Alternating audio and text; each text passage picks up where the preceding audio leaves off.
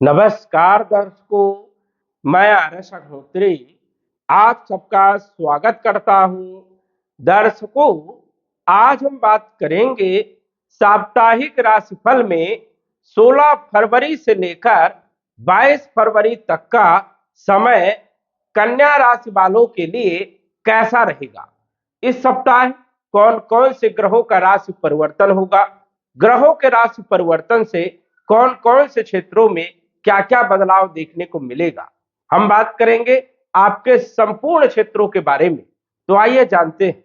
उससे पहले यह समझिए कि यह फलादेश चंद्र राशि पर आधारित है। नाम राशि के आधार पर भी जान सकते हैं और लग्न राशि के आधार पर भी जान सकते हैं। ये जो आप कुंडली देख रहे हैं, 16 फरवरी से लेकर 22 फरवरी तक ग्रहों की स्थिति सौर मंडल में किस प्रकार से रहेगी, यहां पर आप समझ सकते हैं। इस सप्ताह चंद्रमा मकर राशि में, कुंभ राशि में, मीन राशि में और मेष राशि में गोचर करते हुए देखेंगे। अन्य ग्रहों की बात करें तो केतु 12वें भाव में, मंगल 5वें भाव में, राहु शुक्र बुध और सूर्य 6ठे भाव में, शनि 7वें भाव में, गुरु 10वें भाव में और केतु जो है 12 भाव में गोचर करते हुए दिखेंगे। अब जान लेते हैं कि इन ग्रहों का प्रभाव हमारे किन क्षेत्रों के लिए पॉजिटिव रहेगा और किन क्षेत्रों के लिए हमें सावधानी रखना है। बचाव के लिए हमें क्या उपाय करना चाहिए, वो भी हम बताने का प्रयास करेंगे। तो आइए जानते हैं। सबसे पहले तो हम बात करेंगे चंद्रमा के बारे में, क्योंकि साप्ताहिक राशिफल में चंद्रमा का प्रभाव सबसे ज्यादा देखने को मिलता है। और चंद्रमा का फलादेश साप्ताहिक राशिफल में या फिर एक दो दिन के ही राशिफल में देखने को मिलता है, ना ही मासिक राशिफल में मिलता, ना त्रैमासिक में और ना ही वार्षिक में। चंद्रमा 2.25 दिन में राशि परिवर्तन कर जाता है, जबकि अन्य ग्रहों को सालों साल का समय लग जाता है और वही काम चंद्रमा 2.25 दिन में कर देता है। आपने महसूस किया होगा कि महीने में कुछ ऐसे दिन होते हैं जो बहुत ज्यादा खराब बीतते हैं। इसका कारण यही है कि चंद्रमा यदि पीड़ित है तो आपका मन कहीं ना कहीं डिस्टर्ब रहेगा, परेशानियां जरूर देखने को मिलेगी, क्योंकि चंद्रमा हमारे मन और मस्तिष्क पर विशेष प्रभाव डालता है। जिस प्रकार चंद्रमा जिस स्थिति में गोचर करेगा उसी प्रकार हमारा मन कार्य करेगा। चंद्रमा यदि अच्छी स्थिति में है तो मन हमारा सही काम करेगा, मन प्रफुल्लित रहेगा और कामकाज करने में भी सफलता मिलेगी। चंद्रमा यदि पीड़ित है तो समझिए कि कितनी अच्छी स्थितियां बन जाए और मन खराब है तो फिर उसमें जो है कहीं ना कहीं संदेह रहेगा। चंद्रमा की यदि हम बात करें तो चंद्रमा इस सप्ताह मकर राशि में 16 तारीख को गोचर करेंगे। 16 तारीख अच्छा दिन है, आप कोई भी काम करते हैं सफलता मिलेगी, लाभ होगा, क्योंकि यहां पर महालक्ष्मी योग बन रहा है। आय के माध्यम आपके बढ़ सकते हैं। आर्थिक स्थिति को मजबूत करने के लिए कोई रास्ता निकल आएगा। शेयर मार्केट इत्यादि क्षेत्रों में भी कहीं ना कहीं लाभ देखने को मिलेगा। स्वास्थ्य जो है देखा जाए तो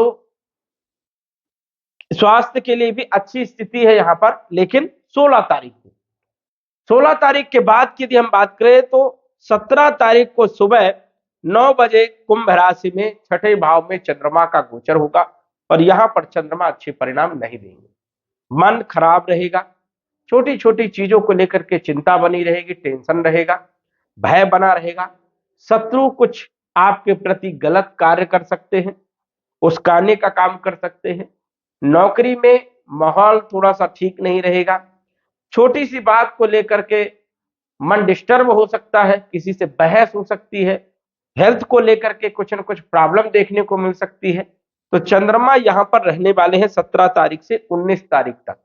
17 तारीख को पूरा दिन रात, 18 तारीख को दिन रात और 19 तारीख को दोपहर 3 बजे तक चंद्रमा यहां पर 6ठे भाव में रोग भाव में गोचर करेंगे, तो रोगों में वृद्धि करने का भी काम करेंगे। यहां पर चंद्रमा राहु के साथ चंद्र ग्रहण दोष बनाएगा। चंद्र ग्रहण और सूर्य ग्रहण दोष जो है बनेगा, जिससे स्थिति बेहतर आपके लिए नहीं है।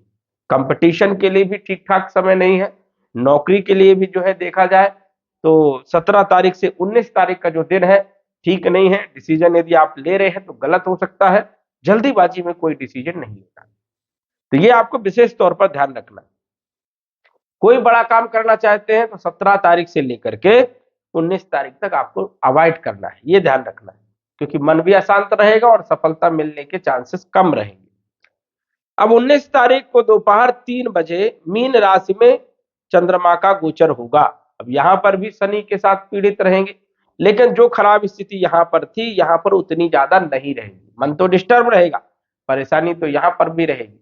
वैवाहिक जीवन को लेकर के क्लेश रह सकता है, पति पत्नी में टकराव हो सकता है, पार्टनरशिप में भी कहासुनी हो सकती है, किसी न किसी चीज को लेकर के मन अशांत रहेगा। अब यहां पर चंद्रमा 19, 20 और 21 तारीख तक रहेंगे। 22 तारीख को, हालांकि 21 तारीख को ही शाम के 7 बजे जो है ये आ जाएंगे मेष राशि में अष्टम भाव में। तो 22 तारीख को यहां पर पूरा दिन रहेंगे। यहां पर भी चंद्रमा अच्छे परिणाम नहीं देंगे, क्योंकि अष्टम भाव खराब भाव माना जाता है चंद्रमा के लिए। स्वतंत्र रूप से यहां पर कोई खास अच्छे परिणाम देखने को नहीं मिलेंगे। मतलब 17 तारीख से लेकर 22 तारीख तक का जो समय है चंद्रमा के अनुसार से ठीक नहीं है। बड़े कार्यों के लिए आपको अवॉइड करना चाहिए, कोई भी डिसीजन नहीं लेना चाहिए, नहीं तो कहीं ना कहीं कार आपके फंसेंगे, डिले होगा, काम बनते बनते बिगड़ सकते हैं, फैसला दूसरे के पक्ष में आ सकता है, इसलिए अवॉइड करना है। अन्य ग्रहों की बात करें, राशि के स्वामी, लगन के स्वामी बुध और कैरियर के स्वामी, दसम भाव के स्वामी बुध छठे भाव में गोचर करेंगे। लग्न दोष भी बनाएंगे, जड़ दोष भी बनेगा, तो ये स्थिति आपके लिए बढ़िया नहीं है। स्वास्थ्य को लेकर के चिंता रहेगी, स्वास्थ्य खराब हो सकता है। कैरियर को लेकर के चिंता रहेगी, कैरियर में दिक्कत आ सकती है। हालांकि गुरु बचाने का प्रयास करेंगे, गुरु रास्ता निकालेंगे।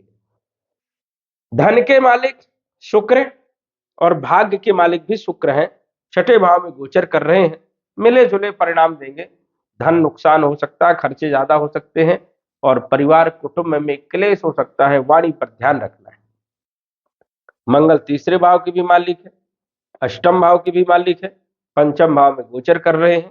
यहाँ पर अच्छी स्थिति है मंगल की, यात्राओं के लिए, कम्युनिकेशन के लिए, छोटे भाई बहनों के लिए, अकस्मात धन प्राप्ति के लिए अच्छे योग यहाँ पर बनते। देवगुरु बृहस्पति चौथे भाव के मालिक, सातवें भाव के मालिक, दसम भाव में गोचर कर रहे हैं। कैरियर को सुधारने का काम करेंगे, बचाव करेंगे, भूमि भवन प्रॉपर्टी में लाभ देने का काम करेंगे, माता के स्वास्थ्य पर भी अच्छा प्रभाव डालने का काम करेंगे, वैवाहिक जीवन को भी कहीं न कहीं सुधारेंगे, रक्षा करने का काम करेंगे, वरदान साबित होंगे यहाँ पर गुरु। तो एक अच्छी स्थिति है कि गुरु आपके लिए वरदान साबित होने वाले हैं और गुरु ही आपको बचाएंगे कितनी भी परेशानी यदि आ जाए तो।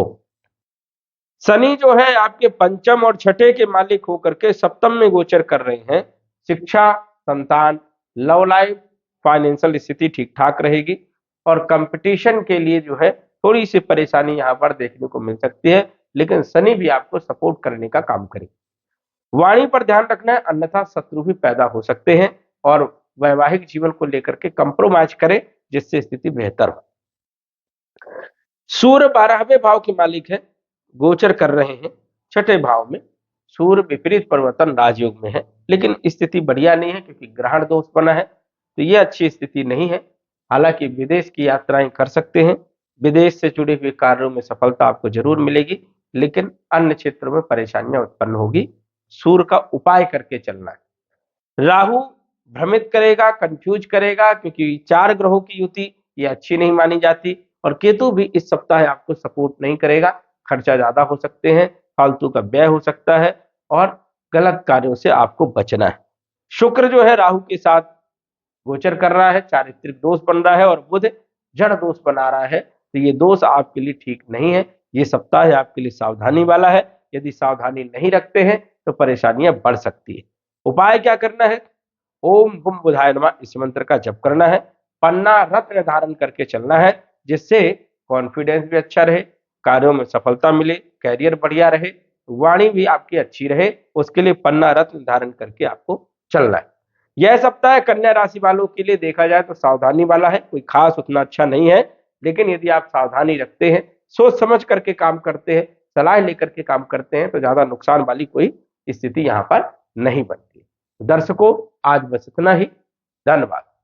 यदि आप अपनी कुंडली का विश्लेषण घर बैठे करवाना चाहते हैं तो दिए गए व्हाट्सएप नंबर से संपर्क करें। साधारण फीस जमा करके आप अपनी कुंडली का विश्लेषण फोन के माध्यम से घर बैठे ही करवा सकते हैं और जान सकते हैं अपने भूत, भविष्य और वर्तमान के बारे में। धन्यवाद। WhatsApp number 9479893911।